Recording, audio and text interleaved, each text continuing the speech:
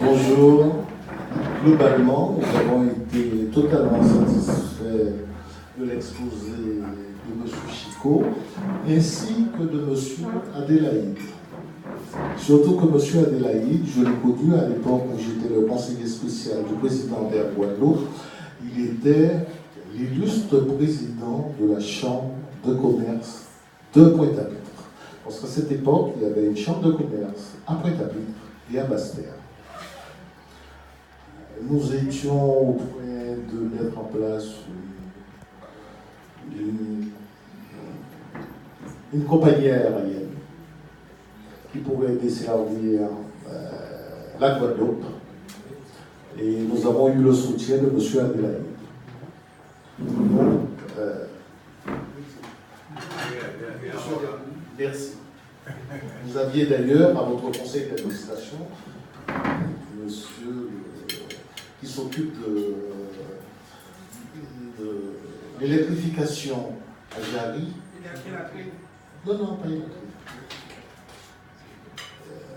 Rappelez-moi son nom. Bruno Blandet. Oui. Et d'ailleurs, c'est sous votre présidence que nous avons mis en place le nouvel aéroport de Pointe-à-Pitre. Sur des questions que je souhaiterais poser à M. Chicot. Alors c'est vrai, c'est un excellent exposé.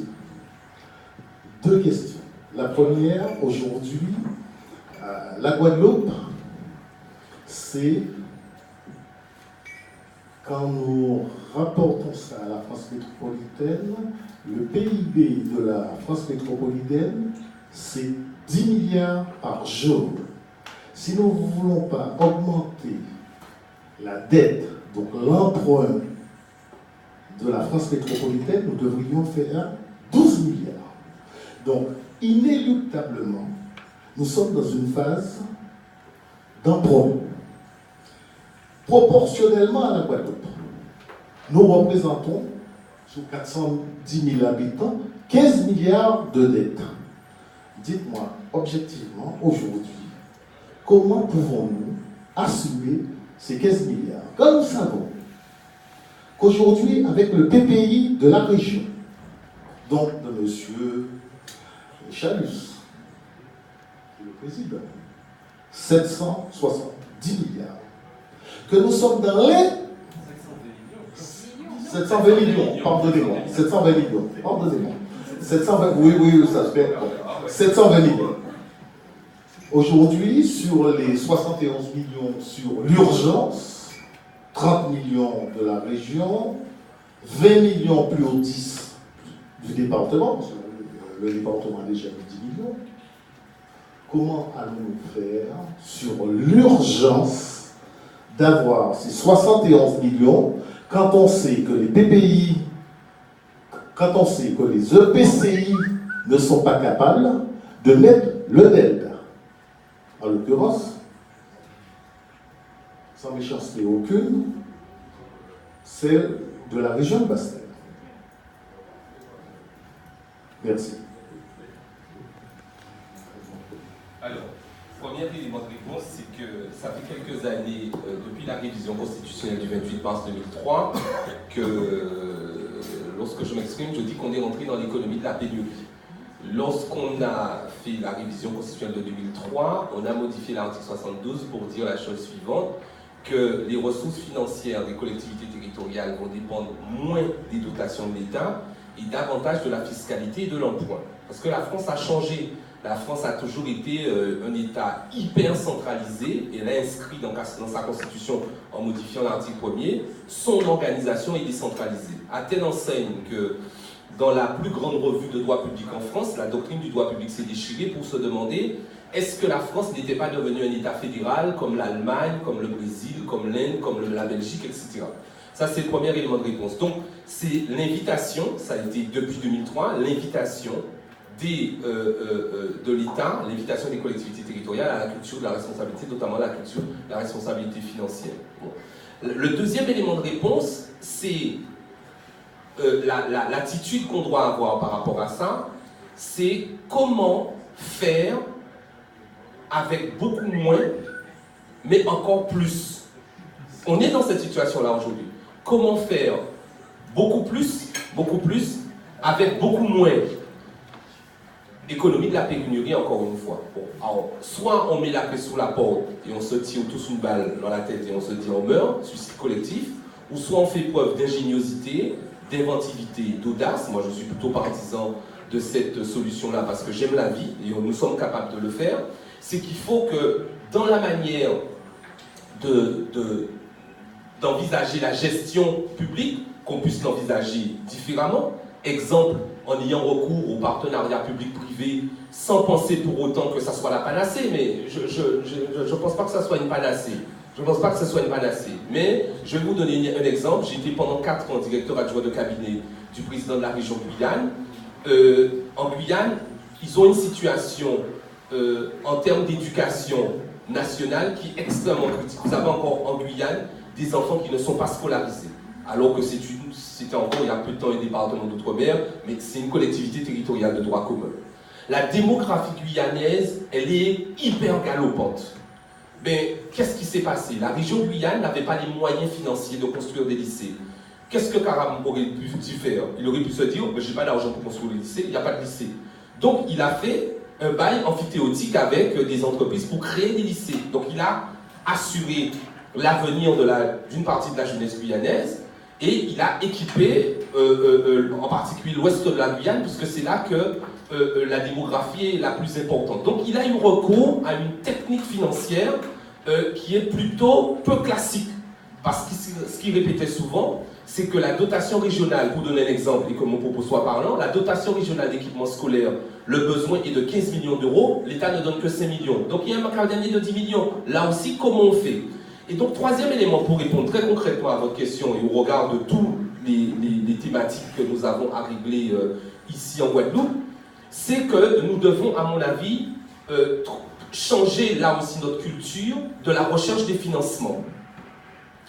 Alors, je sais qu'il y a des fonctionnaires isolés en Guadeloupe qui ont réussi, parce qu'ils sont engagés en qualité d'administratifs, à trouver des financements, par exemple, pour régler des problèmes d'assainissement, en cherchant de nouvelles sources de financement. Et donc, la question qui se pose, c'est est-ce que, on ne répond pas à une question par une question, mais c'est une question faussement naïve, c'est est-ce qu'on va continuer ce discours lancinant qui consiste à dire « mais l'État a moins de moyens, il nous transfère des compétences, mais il ne nous transfère pas des moyens », ou alors il faut que nous soyons beaucoup plus offensifs pour aller en quête de financement, pour financer ce qu'il y a à financer, et ne plus être dans une attitude de repli sur soi, et une attitude anachronique qui consiste à dire systématiquement il faut que l'État fasse, il faut que l'État fasse, il faut que l'État fasse. Pardonnez-moi monsieur, pardonnez-moi. Je suis directeur général d'une scène d'aménagement dans le nord-ouest guyanais. Vous parliez de l'ouest guyanais. Le nord-ouest guyanais, c'est depuis Mana et toutes les communes du fleuve. Il faut que vous sachiez, mais vous devez probablement le savoir, que l'État nous demande 1200 emplois sociaux par année.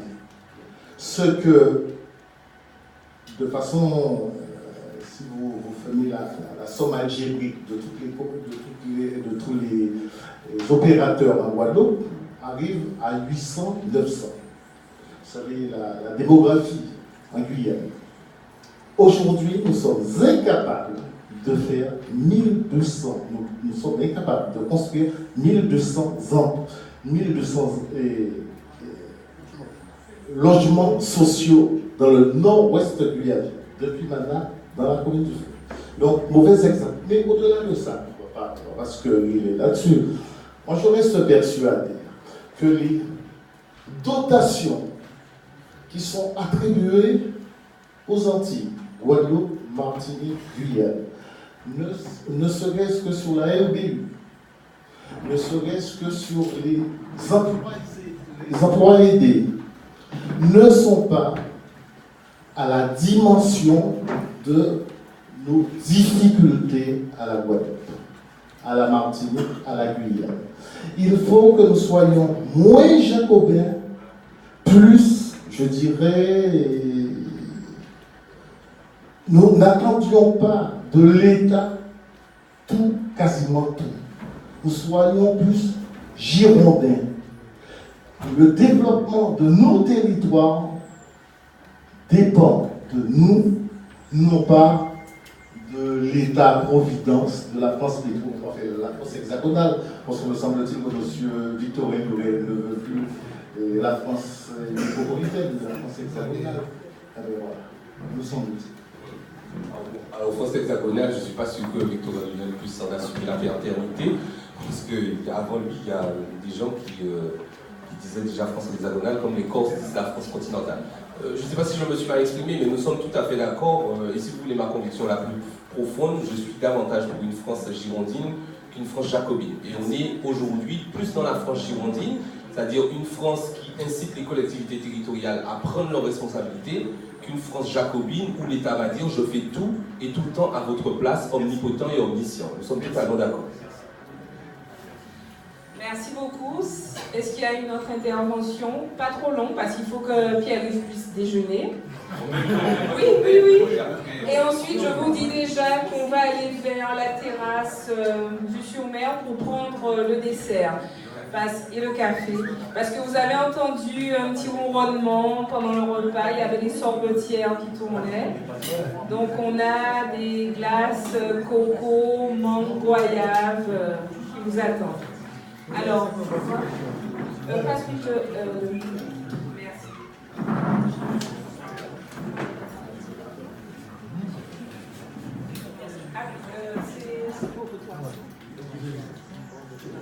Oui.